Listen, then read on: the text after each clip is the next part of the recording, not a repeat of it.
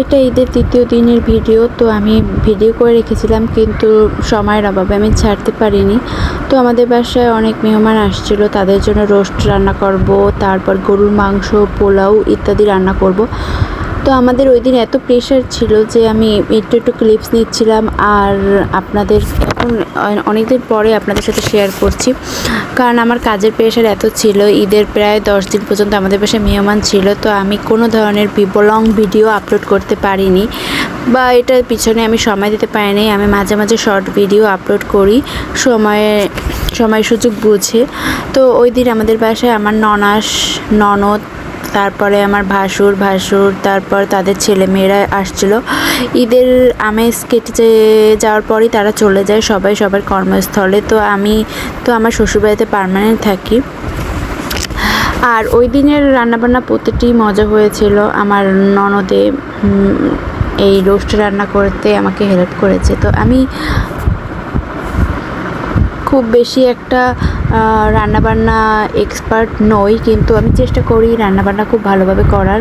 কিন্তু সব যে আমি একাই পারি সেটা নয়, আমার শাশুড়ি, আমার ননদ, ওরা আমাকে অনেক হেল্প করেছে।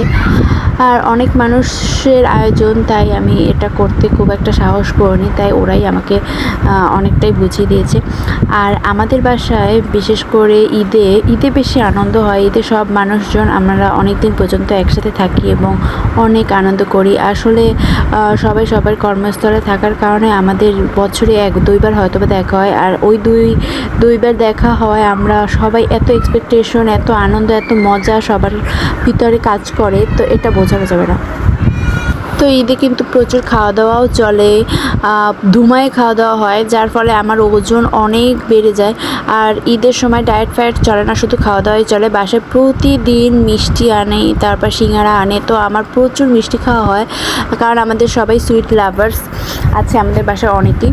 তো সবাই মিষ্টি পছন্দ করে। তারপরে বাইরের খাবার তো চলতেই থাকে, খাওয়া দাওয়া, পিৎজা, তারপরে বিভিন্ন ধরনের বার্গার, এগুলো খাওয়া হয়। তো আমি এই ঈদে কিন্তু আমি ওয়েট একদমই ঠিক রাখতে পারিনি, আমার ওয়েট অনেক গেইন হয়েছে।